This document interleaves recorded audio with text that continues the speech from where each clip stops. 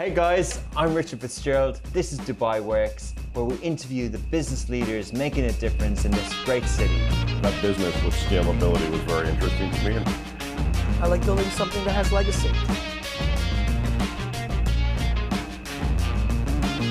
Welcome to another week of Dubai Works Business Podcast. Today we have the CEO of Capex.com, Madalina Rotaru, who's joining us in Bucharest. Today, a reminder that today's show is powered by Zboonie. The Zboonie app gives businesses free tools to start, run, and grow online, accept payments, build an e-store, and create mobile invoices in minutes. While the interview is brought to you by Zboonie, the guests and stories told are their own. So, aiming to change the way we invest today, Capex.com is a global broker. They have a range of platforms that provide fast and flexible access to thousands of assets, multiple markets, including Forex shares, indices, bonds, ETFs. I'll have to get a lesson on some of the terminology, commodities, and CFDs. Capex has become the first brokerage company to receive the in-principle approval from Abu Dhabi Global Market back in 2019. This was spearheaded by the CEO, Madalina Rotaru, who is our guest today. As a highly ambitious woman in the predominantly male-dominated financial sector, Madalina had to overcome her fair share of obstacles to break through the proverbial glass ceiling that defers so many women in achieving their career aspirations. Today, we're going to be talking about Capex.com, a lot about the financial and fintech sector, and also how to identify the right stock for you and build an online portfolio. So good morning, Madalina. Thanks for joining us. Morning, Richard. Thank you. So yeah, as I mentioned, we're on the Zoom call, and typically you are based in Abu Dhabi. Yes, exactly. Typically, I'm in Abu Dhabi, but now I came to my hometown in Bucharest because we have also an office here, and I decided to stay 2 weeks. Okay, nice. So it's a work trip and to see A work family and trip. friends. Great. So can you talk about Capex.com, the company, how it started, and just share the journey so far? Sure. Capex.com is like an online trading company that is riding the wave of existing interest from Generation Z in regards to offering a whole range of financial instruments. Currently, Capex.com has over 2,000 instruments, and we started 3 years ago.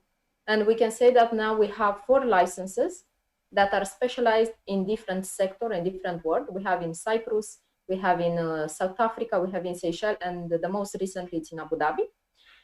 The Capex.com started with a young team of people which wanted to democratize the existing domain of capital markets and give access to investors from all kind of regions and age to have the possibility to invest in different instruments that of course are very interested in our days. And we are offering this kind of products to our customers. Also, we have currently over 250 employees and 9 offices across the world. And I can say probably that Abu Dhabi office started during the pandemic time.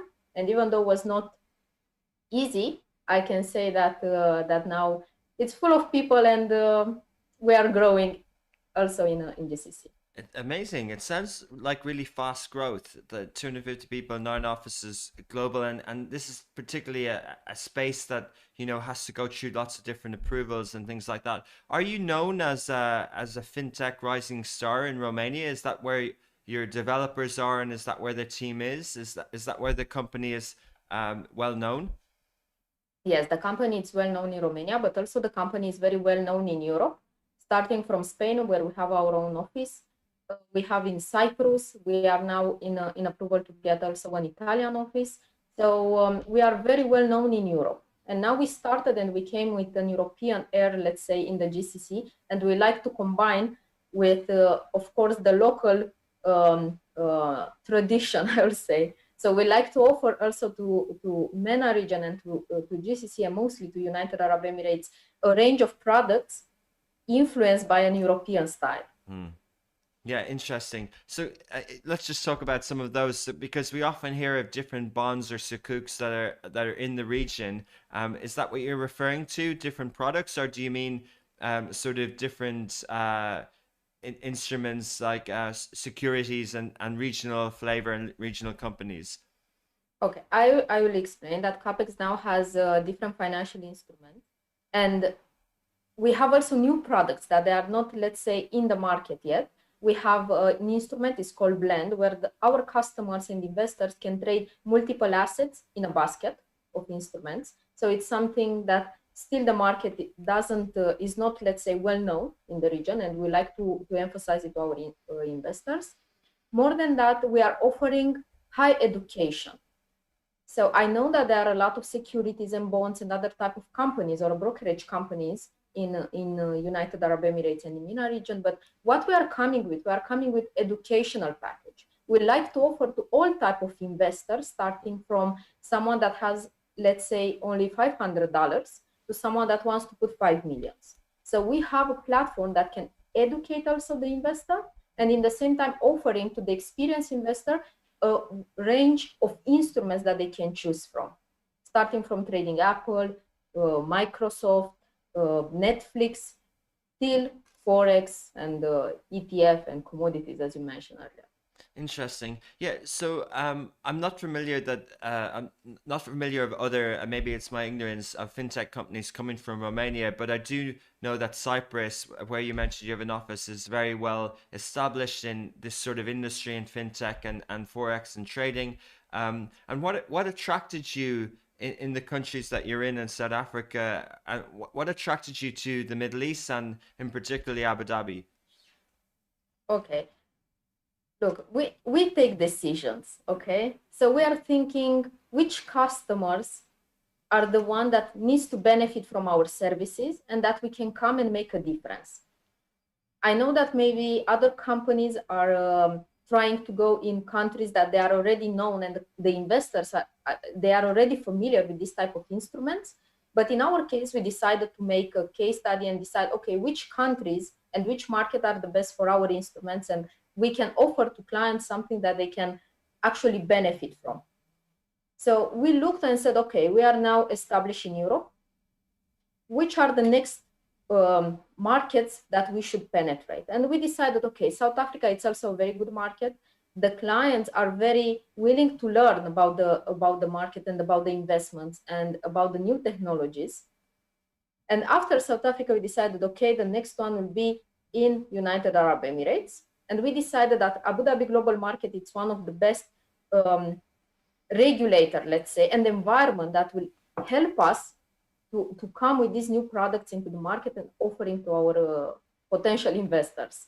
Good to hear. So we said, okay, United Arab Emirates is the country that we need to be. Good to hear. Okay, I want to ask a little bit more about how you've done this online, but just in terms of the opportunities available to retail institutional investors, the kind of fintech and the investment landscape is very broad. There's many options. It's obviously an industry that's, say almost centuries old.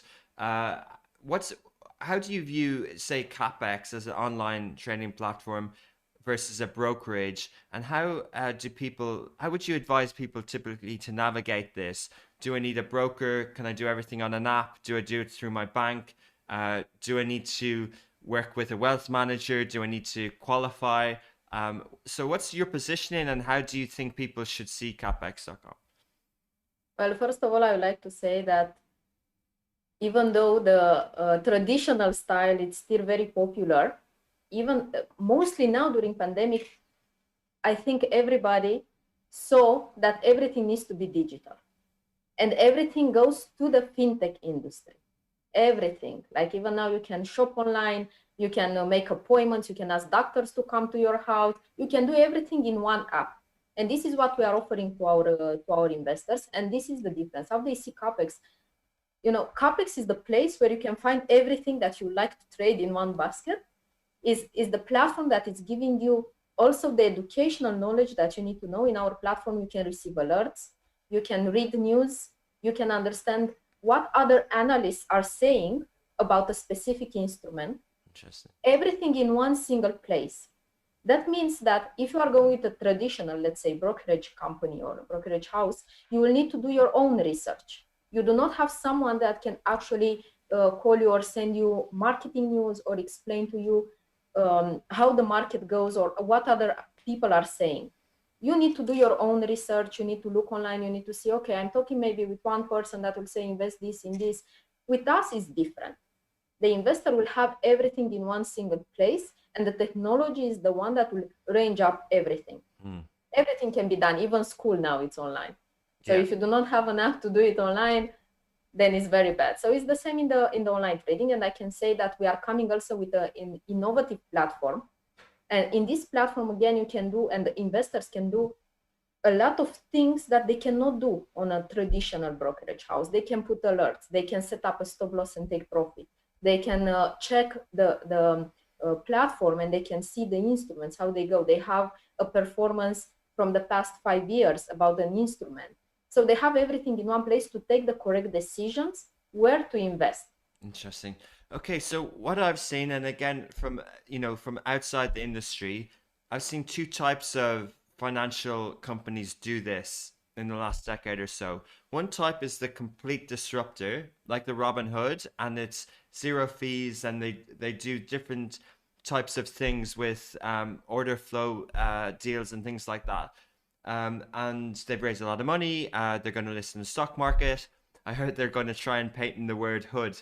But so there's lots of things happening around Robinhood, and there's controversy, etc. And then the other type of company that I've seen do it is a bank, so a traditional financial bank. The one that I particularly personally use is Saxo, a Danish bank, and they can provide this app that allows a trading platform. What I haven't seen is a traditional brokerage firm or a company that does what you do. Forgive me if I'm wrong. Is something in the middle, which is you provide everything that the bank platform would use, but also that you're purely online. You have a lot of instruments. You have a lot of different options. So it's very geared up to someone who wants to kind of be a retail trader as well. Yes, you are correct. And also I like to mention that yes, we are in the middle, and we are offering now, and we are in process of implementing and adding even new products to our investors, and they will have one single platform that they can do even a CFD product, either direct market access. They will have also the possibility to trade zero commission. So we'll combine everything in one place for the investors to take the decision if they would like to have more risky investment, or they would like to go on a long term or a short term. So what we are doing now, we are trying to have in one single place, I would say one single sign-on, access to all the markets. And for us, and not only, but also for our investor, we see that in our days, the traditional goes to Robinhood, as you mentioned, and the other way around. They do not have one place to trade all the instruments, and this is the next step that CAPEX is taking, that will have the investors will have access in one single platform to offer both models, I would say, also Robinhood, also the zero commission stock, and also the CFDs. Yeah. And I think it's the future. Yeah, definitely. I think it's really interesting space at the moment, and there's a lot of excitement around it. We had the founder of Baraka, a platform that's just done a pre-seed round in the UAE on recently, and they haven't launched their app yet, but they talked about launching with 4,000 securities, mainly in the US equity space. And there's Recede, another platform. We have different type who are also in that sort of retail trading space, and then there's also we see Stashaway out of Singapore doing quite well in the UAE at the moment. Sarwa is doing well. So there's lots of options for people. I was going to ask about fees. How do you position, for example, and I don't think I'm doing any discredit, but I bank with HSBC. If I want to buy a share of, say, Apple, did quite well with their results last night. If I want to buy one share of Apple, that transaction will cost me $50 on HSBC. It'll cost me $10 on Saxo, and it'll cost me $0 on a Robinhood or a Receipt. So clearly, as a someone, if you're making multiple trades, the zero fees thing is obviously very attractive. But how do you approach fees, and is this something? How do you make that compelling, and how do you make a business out of it? I know that different companies have different fees, And I would like to mention that even though we are offering financial instruments, we try to be competitive. In the same time, we are still looking to understand what the investor wants. Why? Because each company, even though let's say you are paying $10 for a share in, I don't know which one you mentioned, you need to look also on the other fees that you may have behind. Okay, what we do, we are offering a transparent fee to our investors. Okay, I will not position ourselves that we are very low in fees. I cannot say that we are the highest because of course we did our benchmark as well. What I can say is that based on the customers, they have also different account types that they can choose. And also we have the possibility to have, let's say, a more reduced fees for different type of customers. What I would like to say is that, of course, each company needs to sustain and to be in the market. And when they say zero commission, is never, in my opinion, at least for what I saw, is never zero commission, because they also need to produce some money on you as a customer. So for sure, you need to pay a subscription fee, or maybe you need to pay a conversion fee, or maybe you need to pay something. But only zero commission, we need to put a question and say, okay, it's actually zero commission. What are the other commissions? So what we are coming with, and we say, okay, these are the fees that we are operating now. We try to be competitive. We are discussing with our customers based on the account types. But more than that, we are all the time trying to adjust to the markets where we are operating it. Because each customer in each region, they have their own specific type of seeing the things, I would say. Yeah, and as you said, you're trying to educate and provide that platform as well. And I think people, people who invest in the past will have known what a brokerage firm and their services and the fees and the benefits. So I think people seeing that you're more cost effective than what they might have had a generation ago, if they're well advised enough, if they know the space well, then that would be compelling. But just before we kind of move on the technology part, 2,100 assets and securities. How do you go about that? If I want to launch an app, we mentioned earlier school online, or if I want to launch a food delivery company, I know I have to go and approach restaurants to get them sign up. I have to do marketing. If I want to launch a streaming business, I have to acquire, produce content. When I'm launching a bank, I probably need to have money, etc. regulation. but for you, how does one go about saying I can now offer these products and access to these stock exchanges? Do you have to have a deal with all the different bourses? Do you have to have a different thing like that? And to your point as well, which is again compelling for, say, me, I might have identified a stock that is good in the virtual reality space, but only trades in Hong Kong and isn't possible on these other platforms. So how do you do that with a smallish team, a couple of years old? How do you get all those things on your platform? First, even with a financial instrument, you need to have money to start it. Yeah. So did you guys raise money? Well, yes, we did. We did raise money as well. Actually, we just finished a round. When we started the company, we didn't raise any money. We had our investors that they came from the industry and they had. Now, coming back to your question, I would like also to mention something about the earlier one. I would like to say that in our platform, what we like to have and what is the future and we are working on is that the clients will have one single platform for all the instruments, meaning that they do not need to have different instruments for different type of businesses or different type of financial products.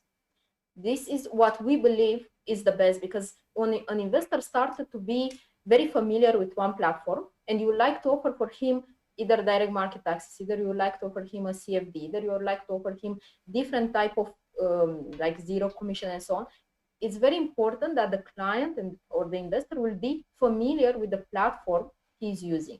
So this is a next step. Even though you made a comparison with other companies, I would like here to emphasize that for us, it's one in one single place. We do not want the client to perform actions that he needs to get out of the platform and open a new platform.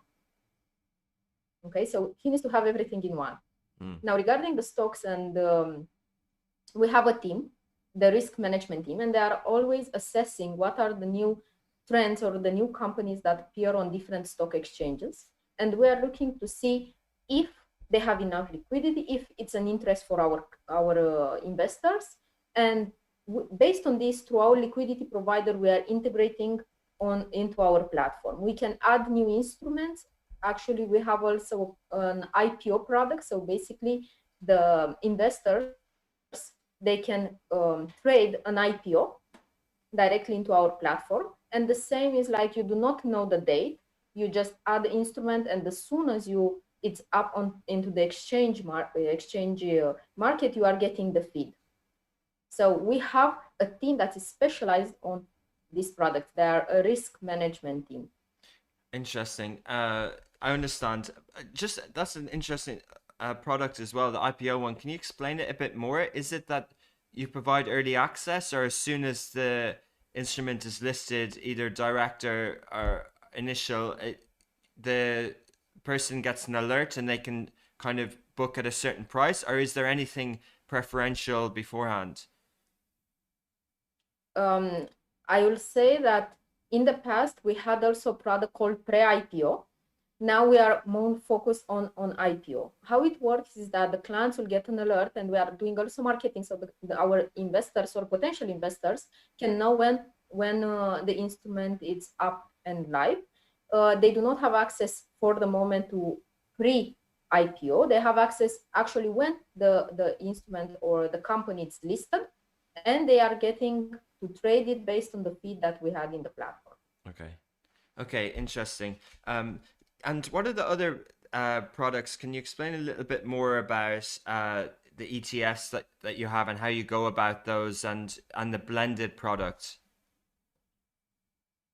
First, it will be very nice one day to show you our platform. You will see that it's very user friendly. And now that you mention is that each investor, even if he doesn't have enough experience into the financial market, they can see all the explanation into the platform. So they have the possibility when they will open that they will understand with key statistics, information about the product, everything in one place. So they will take the correct decision before they are actually doing an investment. And now regarding the blends and ETFs and other instruments that we have into the platform, I will say, for example, the blend, because it's much new. ETF, let's say that it's already a bit popular into the region. The blend, it's a basket of instruments, and I will give you an example. We have one instrument that it's called e-commerce blend. In the e-commerce blend, we are having a range of products from different technology companies. We have maybe Apple, Amazon, and so on, and they are getting a price based on different percentage that it's billed between the liquidity provider and the exchange. So the customer, if he doesn't want to invest, let's say in Amazon, to buy a stock of Amazon separated, he can invest in this blend where he has access to multiple e-commerce or technological companies at once. And I think the advantage is that all the time we see when it's something new into the market, and we have this possibility on creating a blend, giving to the investors the possibility to trade everything at once. Okay, fascinating. Yeah, again, I think it's amazing that I will register, I will read up about it, but I think that's so important because it it kind of takes the risk away in one respect, and people can can have different sorts of they can follow a trend, and they can potentially do better than the sort of general returns they might get in a savings account. So it's really good that you have all those products. But Madalina, talking about your position as CEO, how did you start your career? Were you in the financial sector at the beginning? Yes, I started in the financial sector, but I started on a different area, I'll say, in a different department. I started from legal. I finished the law university. After that, I moved to the back office position, still in a financial company.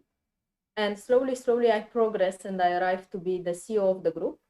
And now I'm also the CEO of the company in Abu Dhabi. And I would say that it's not an easy way, but when you dream on something and when you fight against, I would say, financial world, it's always seen as a man world.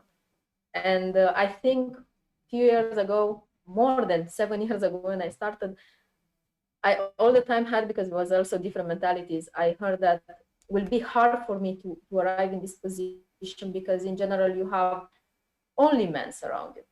So it's very few women that they reach this position, mostly because, as a woman, you want to have a family, you want to have kids. So you do not focus necessarily on growing in a career that it's not easy, I would say. It's not hard, but it's not also easy.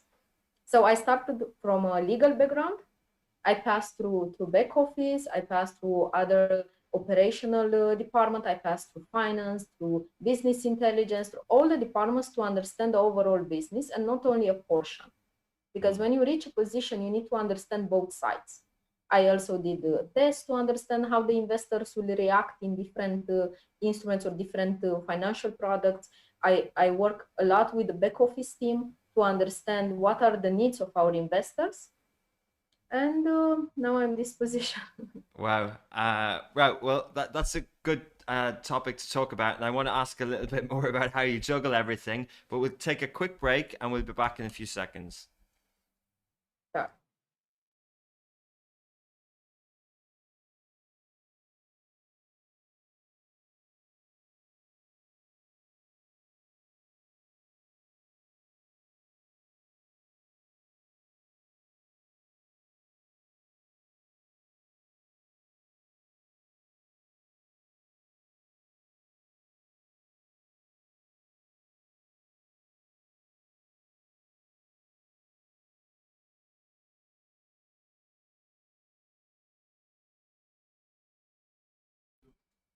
And we're back. So Madalina was taking us through whoops, my headphones was taking us through how capex.com grew, how the platform and everything to do with how people can approach investing and a brokerage in an online environment. But just before the break, we talked about her role as CEO and her career to date.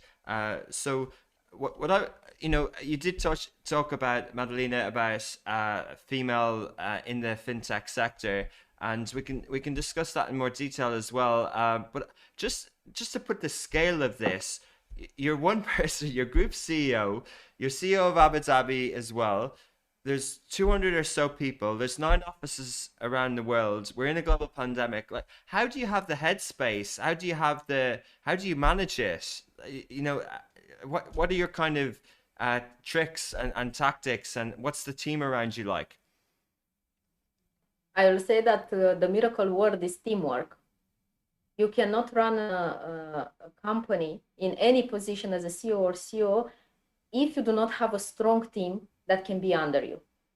And this is what we are also building in CAPEX. We are building people that they can help us to develop even more. It's not easy. I cannot say it's easy. It was a hard way to reach. I think it's a joy that in the end you say, okay, I'm satisfied and happy that the investors are happy that we have new products and we are developing all the time. And again, the teamwork is very important. I think currently that without a team and without technology, you cannot reach different levels. This is impossible. So what CAPEX is doing is not only a financial company, I will say that it's also a technological company, because we have also our arm that is doing the development in different aspects for our employees, but also for our investors. And I would also like to mention that CAPEX, or I would say the QA group that is actually holding the brand CAPEX, it was a case study with Microsoft, and everybody can see on Microsoft.com the case study on our company, a Romanian company that we implemented, and we are on very digital, let's say, advanced area. So this is how we combine. Like, it's not easy. It's difficult because you need to think all the time on how to maintain the interest of the investors, and in the same time to have a company that is doing all the reports on time for the regulator, and it's not easy. You need all the time to combine all the aspects of all the departments. And due to the fact that we have offices across the world, we try to make a place where all our employees can see each other. We have an internal, I would say, Facebook that we are using for our employees. We have our own developed internally systems that we can have reports, and we understand when the employees are coming at work, and if they are, let's say, satisfied and they are working well. And we try, again, for me, in my position, I'm trying to build also people and learn them to help us to take different positions. So this is how we combine teamwork and digital. Amazing. Sounds amazing. Sounds like very strong operational foundation, and obviously with the legal background. But uh, technology is difficult, right? From a CTO point of view, is that something that you said, okay, this team are obviously really good, I'm going to trust them, or did you go, oh, I need to teach myself on this, I need to learn a bit of code, and how did you adapt to that?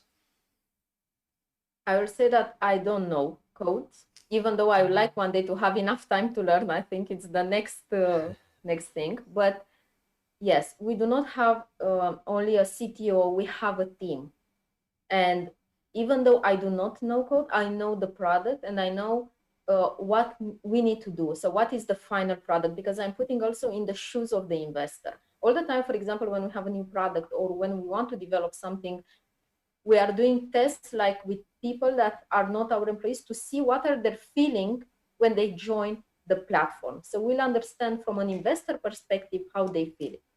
So besides the CTO that he's very good, of course, and strong, we have also other team members, and it's a teamwork between all the departments, starting from the back office that they have the first interaction with the customer, with our sales department that again they are also in discussion with clients. We have an educational department. So yeah, I don't know code, but I'm trying to learn from everything. I believe that the key for success, not for only for women but also for men, is that they will develop constantly. Every day you learn something new.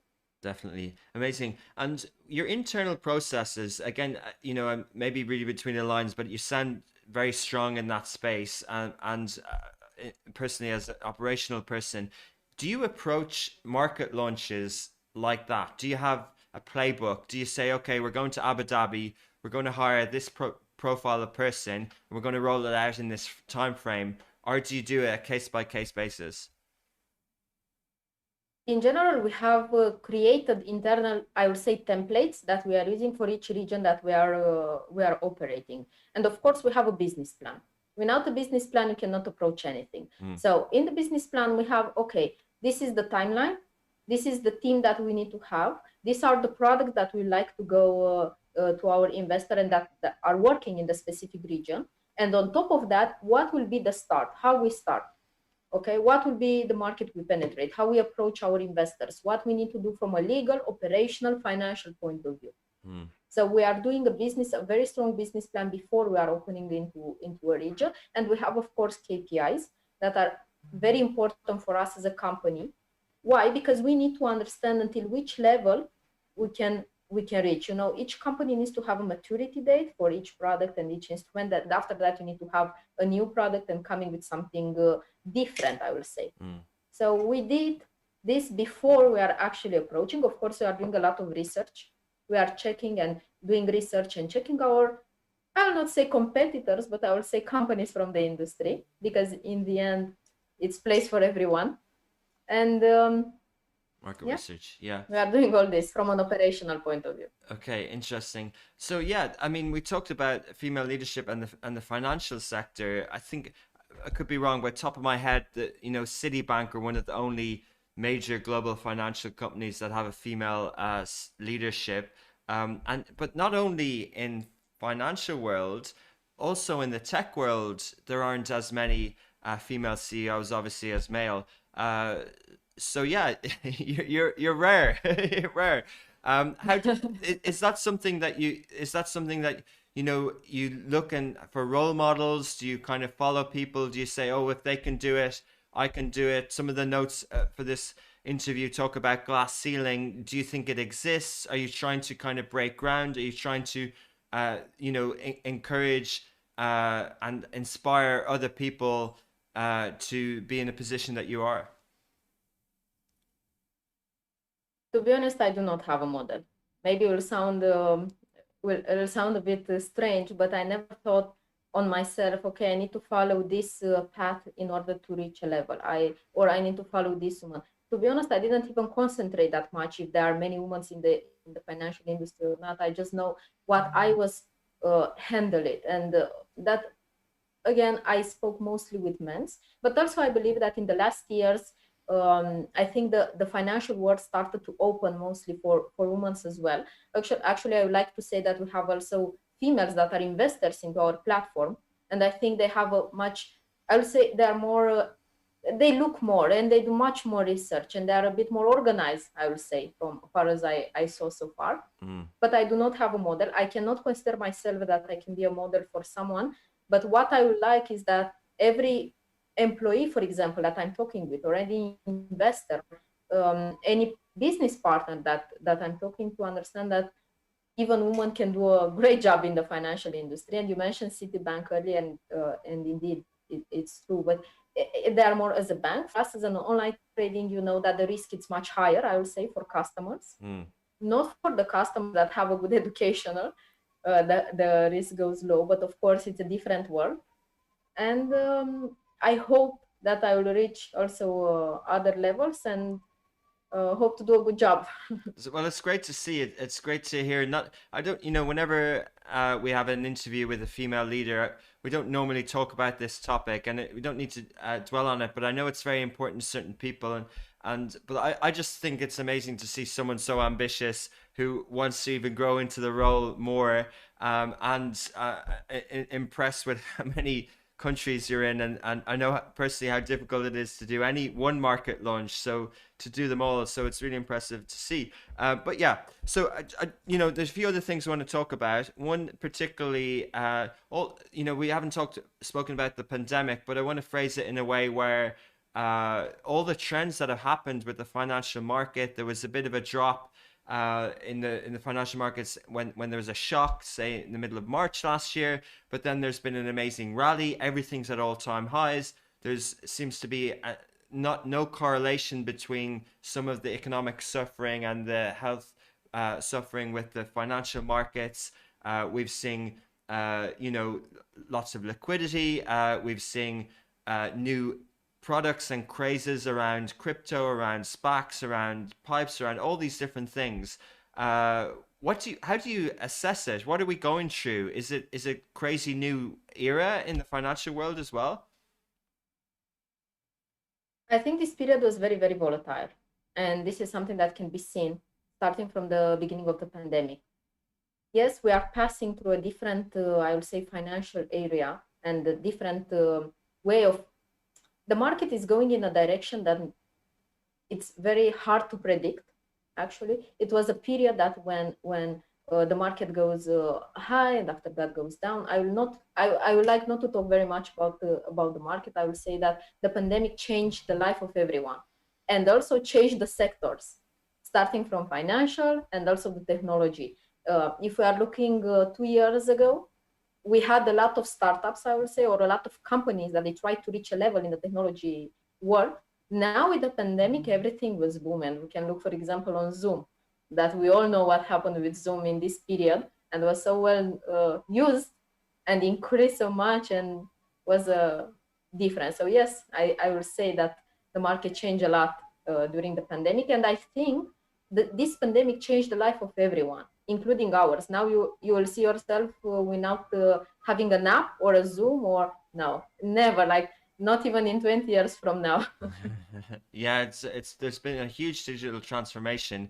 But yeah, I appreciate we can't really talk and predict about the markets and the financial world is always unpredictable and up and down, and people do a good job at assessing it. But what do you think about the sort of trends we're seeing from an investing point of view? Obviously, we kind of touched on some platforms earlier, but do you see a maturity of investors, or do you see this as something that's risky, that too many people are entering into retail trade investing and don't really have the experience? How do you kind of assess the sort of consumer appetite at the moment? Look, the industry, and not only this industry, all the industries when you are investing in something can be risky. It's not only about the online, it's not only about how the market moves. All the industries and every investment that you do can be risky. You can actually, for investor, for example, invest in an apartment and the price will go down, or you can invest in a business and will not work. So all the investments are risky. I will say that for less experienced clients or for someone that is still new into the market, the risk is higher. But with the products and the educational tools, like starting from fundamental and technical analysis, starting from reading the news, like we have different type of investors. We have investors that they are going into the more fundamental, that they are watching the news and they like to be connected with politics and economics and so on. And we have also investors that are more technical and would like to use indicators and analysis. So I would say it's mature and indeed it's risky, but it's risky even with pandemic or without pandemic. And any business is risky if you do not take the correct decisions or if you do not have, I would say, enough education for this type of market. And again, you have two different strategies. You can go on long term and take less risk, or you can go more into risky. And I would say that our generation and even the young generation, they are willing to take more risk. They like and they will want to invest their money in something. It's not so popular now to keep your money in a bank account without actually using them to try to do something else. Some people or some investors are actually trading because they are experienced and they like to do it and they have enough maturity to know where to invest, and also they have past experience mostly in United Arab Emirates, where I would say that the investor have already past experience through different funds or different investments they made. And yeah, I think it's mature, but in the same time, as I said, no risk, no chance. Yeah, the risk reward ratio. Yeah, so it's just interesting at the moment because obviously you say it's very volatile, the markets and in general, and hard to predict. And one of the big things that the markets seem to be trying to understand is, are we going to have not just a correction, but something bigger than that? Will inflation come? Will interest rates go up? And things like that. And one of the statistics I read or heard on a podcast recently related to it, one of the most famous stock market crashes of all time in 1929. And in a few days, it dropped 9%, but in 10 years, the markets dropped 90%. And it took 25 years to recover. So 1955, after World War II, to recover where the markets were in 1929. And in that narrative, it's just a little anecdote, it's a narrative, that's quite scary, because if we think that everyone who's the total investment into stock markets could be wiped out and not recover for 25 years, that's quite scary. So really, we had a financial training course by our insurance company yesterday for 25 staff here in Dubai. And I was fascinated by the amount of questions, the different things around credit cards, about insurance, about savings and things like that. And what my sense was that people are looking for sort of general rules. But what's your view on that? Do you have rules, or do you say it's about educating yourself, or what would your advice be to people? I will say it's about educating yourself and be, I will say, very organized, and try to look more and read more, because in the end, to educate yourself is not only to have a platform or to have, as you mentioned, a credit card or a bank. You need to know more than that. You need to compare, you need to look. For example, in our platform, we are offering a range of analysts from different banks and different industries, that they are saying also from their point of view what they believe, because they are analysts.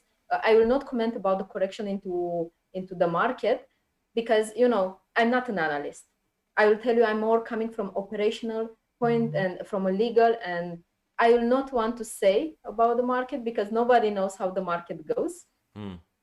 But it's hard to predict. It's very hard to predict, and also past experience doesn't give you future performance indicators. So I think every investor, they need to educate themselves, and also when they choose to invest in an asset, they can have, and they have, at least in our platform, all the information at once, so they can understand what is it about, how the market went, what they believe they will do, because again, nobody can predict. It's only what analysts can say about the market, and of course, educate yourself. This is rule number one in any type of business, Yeah. not only in online trading. Okay, true, sure. Okay, so fair enough. And I know there's a lot of regulation and platforms shouldn't give advice, etc. So I appreciate that. But it's good to hear it from, as the listener might be from a consumer point of view. But from, yeah. I would like just to mention that we are not giving advices to our customers. And also, I think for investors, it's very important that they are looking to trade and invest with a regulated company. We know that also this market, the same like other markets, they have companies that they come with less regulation from other jurisdictions, or they do not have regulation. So I think for investors, in order to make sure that all the information they are getting are true, correct, and not misleading, they need to invest with a regulated entity. Interesting. And this is really important. And we are not giving advices to our investors. We believe that they need to take their own decisions based on the news and education that we can provide through our educational department or through our platform. Interesting. And Madalina, from your point of view as a CEO, what are you focused on right now to protect the company? Are you focused on cybersecurity? Are you focused on, partnering with the right regulators? How are you hedging some of that risk in this sort of space that you're in? Of course, the security is priority number one, and I think should be priority number one for all the companies. I will say that is priority number one because, again, we are coming from an industry, we are coming from Europe, where also our investors, they are different than other regions like United Arab Emirates. They are already much deep into online trading, much more, they know a bit more about GDPR, for example, or about security. So yes, this is priority number one, that we are day-to-day focused with our team members. Part number two is that besides the security, we are all the time looking how we can protect our investors from different frauds or not enough education. Okay, so we have, for example, for our customers, because as I mentioned, we are a regulated entity, we have a full questionnaire for our customers before they will open an account. We are assessing their level of experience, and if they do not have at all experience, they will have a demo account that they can get used to and trade on it. So we are not offering our platform to any person that doesn't have at all experience. They need to have medium experience or more experience, because for the one without experience, we are giving for them the possibility to stay between 1 and 3 months on a demo platform to make sure that they understood what is it in the online world and what are the risks that are involved. So for us, it's very important that the clients that are coming to us, they understand in what they are investing, in which kind of products, that it's a market that, as you said, nobody can predict, or it's very volatile. It took 25 years to get a correction. So they need to understand all these aspects. We do not position ourselves as a bank. We are in the end an online trading platform. And we do not want customers to come and just with zero experience to say, I would like to trade, and we do not offer for them something. So yeah, security and security for the platform and for the customers' data, and also security for the customers' strategies or education. Interesting. Going back to the consumer point of view and also from a product point of view, it's a huge topic and we could have another podcast about it, but the digital currencies, crypto, blockchain, all this stuff, how do you view that, and what's CapEx approach so far? Okay, we are also offering cryptocurrency for our investors. If they would like to trade on an online trading platform, they can also have this possibility. Okay. What is our view? I will say that in the end, cryptocurrencies and crypto exchanges, at some point they will be regulated as well, meaning that besides what we are offering, the CFD products on crypto, the crypto exchanges and the Bitcoin and Ethereum and so on, they will also be regulated. And I think that will a few years ago when all this craziness with crypto started, nobody actually believed in it. Now, when we see the price and we see how much went up and how many customers actually want to use it, is like a boom into the market. So our view is that at some point we like also to make a different product that will be maybe a crypto exchange that we can offering to our customers as well. Because it's a big interest into cryptocurrencies. Definitely. Very exciting at the moment, what's happening. But again, as you mentioned, a lot of volatility. So lastly, to finish on, you've got a good view of different regions, particularly in Europe and Africa, and now in the Middle East for the last 2 years. What should we be hopeful about? What are the signs that you see that there is an emerging market here, particularly in the sort of investor space and the fintech space? We are not only in Africa and in Europe and the United Arab Emirates or MENA region, we are also into Latin America, for example. When we are looking on the overall pool of investors that we have, we understand that more and more young generation are willing to invest. So my view is that at some point, in the end, an investor, it's an investor. They want some products, you need to offer it, and you need to make sure that they are getting what they want in all the countries and all the regions. So my view is that an overall view is that most young generations started to invest. Also, all generations started to go more digital.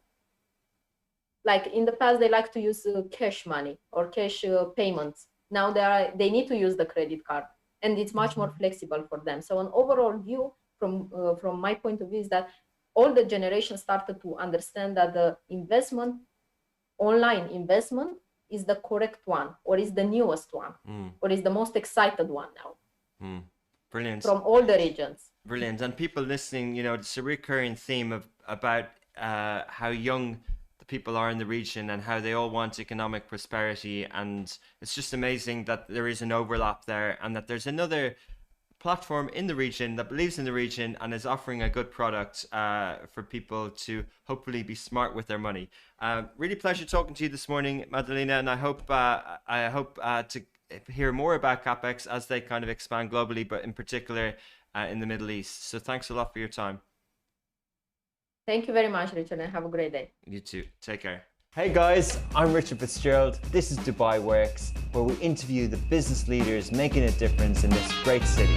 That business with scalability was very interesting to me. I like building something that has legacy.